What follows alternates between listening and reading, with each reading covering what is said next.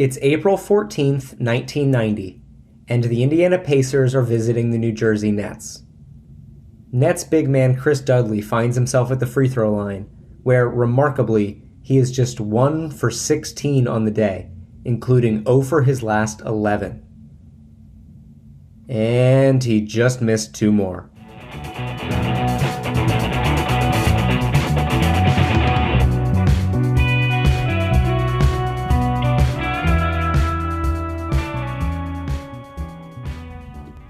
I'm Connor Grohl, and this is Slept on Sports, the podcast that takes interesting, lesser-known sports stories you could say have been slept on, and brings them back into the light.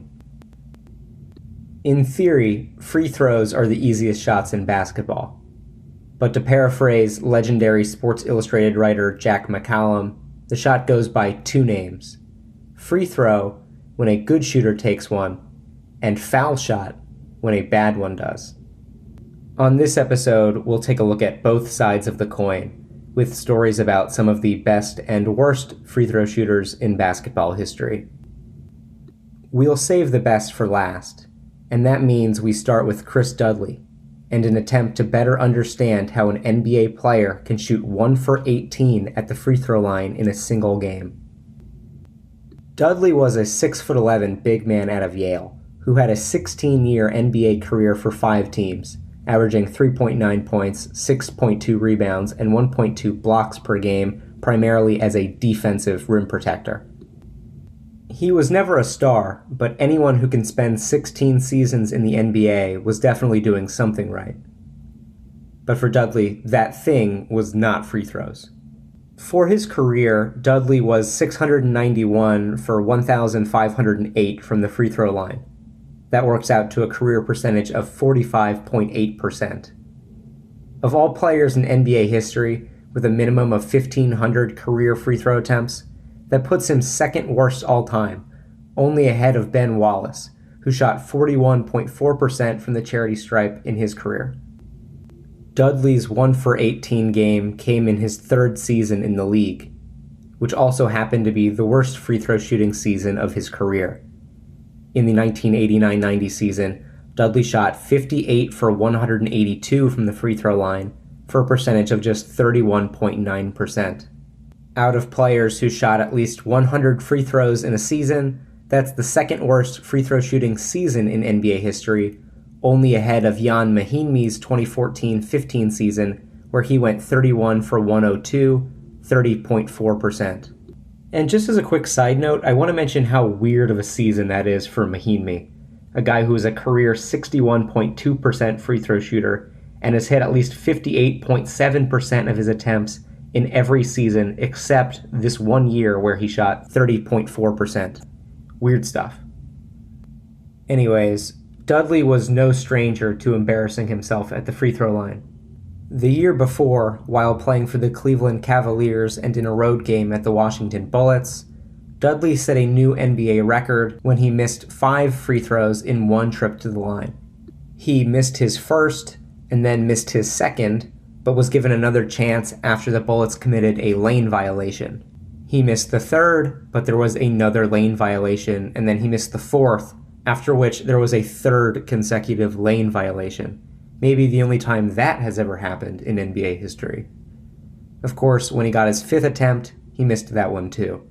But because that only goes down as 2 misses, Dudley only officially shot 1 for 4 from the free throw line that night. Certainly not good, but not an abomination. 1 for 18 is an abomination. There have been other terrible free throw shooting games before. Shaq holds the record for most misses in a game without a make when he went 0 for 11, and Wilt Chamberlain once went 2 for 16 in a game.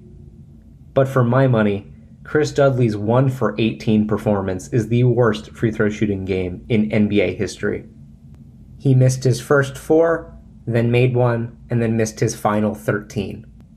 That's 17 misses from the line in a game his team lost by 11 points. A 12 of 18 performance, still below average by NBA standards, would have been enough to send the game into overtime. But at the very least, Dudley should have made the final score a little closer. Ultimately, the final outcome didn't matter. The loss dropped the Nets to 17-61, and they ended up finishing at 17-65, good for the worst record in all of basketball. But unfortunately, Dudley's free throw woes didn't end in that game against the Pacers. He went 0 for 3 from the line in his next outing, and then missed his first 3 free throws in the game after that as well, for a total of 19 missed free throws in a row before one finally dropped. The NBA doesn't officially recognize a record for the most consecutive free throws missed across multiple games, although for a single game it is Dudley's 13. But because I'm the kind of guy with nothing better to do than to try to figure out that record by himself, I can tell you that I believe Dudley's 19 misses in a row to be a single season record and tied for the overall record. Vin Baker missed his last free throw of the 1997-98 season and then his first 18 free throws of the 1998-99 season, tying Chris Dudley's record for 19 straight regular season misses. However, Baker did make free throws in the 1998 playoffs, so I'll let you decide whether or not you want to recognize Baker's streak as 18 or 19. Either way, it doesn't detract from Chris Dudley's 1 for 18 night from the free throw line. Dudley, who was later the 2010 Republican nominee for governor of Oregon, would reportedly later say, "I wasn't good at free throws, neither was Shaq. So really, you could describe my game as Shaq-esque." And I think we'll leave it at that. Chris Dudley, Shaq-esque. Kind of. Let's transition now from one of the worst professional basketball foul shooters to the very best. But who is that exactly? It's not who you're thinking. You may have come up with Jose Calderon, a career 87.3% free throw shooter who has the best single-season free throw percentage in NBA history when he shot 151 for 154, or 98.1% in the 2008-2009 season. You may have thought about underhand shooting pioneer Rick Barry, who finished with a career percentage of 89.3% across his time in the NBA and ABA. Or maybe you thought of Steve Nash, who at 90.4% has the highest career free throw percentage of any retired NBA player, or Steph Curry, who at 90.7% seems poised to take that title. None of these players are who we're looking for. It's not even Elena Delle Donne, the WNBA star who has proven that it is possible to shoot significantly higher than 90% for a career. She holds the WNBA career record at 93.8% from the free throw line and an even better 95.1% in the playoffs. But somehow, we can do better still. Well, one guy can. And his name is Blake Ahearn. Let's start in college. Ahearn, a 6'2" point guard, played at Missouri State from 2003-04 to the 06-07 season. He averaged 13 points per game during his time with the Bears and was most well known, of course, for his free throw shooting. As a freshman, Blake Ahearn shot 117 for 120 from the line, 97.5%.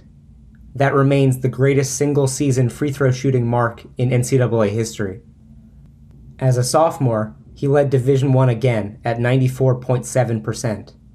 The following year, he did it for a third straight time at 93.6%. As a senior, he came up short in his bid to become the first player to ever lead a statistical category for all 4 years, but still shot 92.5% from the line. In all, during his college career, Ahearn shot 435 for 460 from the free throw line, 94.6%. Ahearn was not selected in the 2007 NBA draft, but did manage to appear in 12 games for the Miami Heat that following 2007-2008 season. He also appeared in 3 games for the Spurs the following year and 4 games for the Jazz in 2011-12. In 19 career NBA games, he shot 32 for 33 from the free throw line, 97%. Ahearn did the bulk of his work as a professional in the NBA D-League. In 2007-2008, he was the D-League Rookie of the Year. He also was a D-League All-Star in 2008-09 and 2011-12. Between December 2011 and January 2012, Ahearn hit 110 consecutive free throws in the D-League, establishing a new record. For reference, the NBA record for most consecutive made free throws is 97 by Michael Williams. Ahern finished his D-League career with averages of 19.9 points and 4.8 assists per game. He also shot 40.4% from three. Of course, we're most interested in his free throw percentage, and he excelled there as well, going 1,028 for 1,075. That works out to 95.6%. He also spent time overseas, playing in Spain, Italy, China, and Turkey, racking up 230 free throw makes against 244 attempts, good for 94.3%. It's important to note that this might not be 100% accurate. I'm using Basketball Reference for all of Ahern's stats, but it should be pretty darn close. If we start with Ahern's college numbers and then add in his NBA, NBA D-League, and international stats, we can come up with a grand total for his free throw shooting numbers. That final tally is 1,725 for 1,812. 95.2%. Blake Ahern is the greatest free throw shooting professional basketball player of all time. But that still doesn't necessarily mean he's the greatest free throw shooter ever, period. It's kind of impossible to nail that down to one individual, so we'll look at the Guinness World Record for most consecutive made free throws. First, have a guess at what you think that number might be. Let me give you a hint. Whatever you're thinking, go higher. Alright, got a number? On April 28th, 1996, Ted St. Martin hit 5,221 free throws in a row. That's 7 hours and 20 minutes of free throw shooting perfection. A former dairy farmer, St. Martin took his talents on the road, becoming a halftime performer and competing in festivals, carnivals, and wherever would let him. From the bad to the great to the nearly perfect, those are this week's free throw stories. Thanks for listening. I've been Connor Grohl, and until next time, stay sleepin'.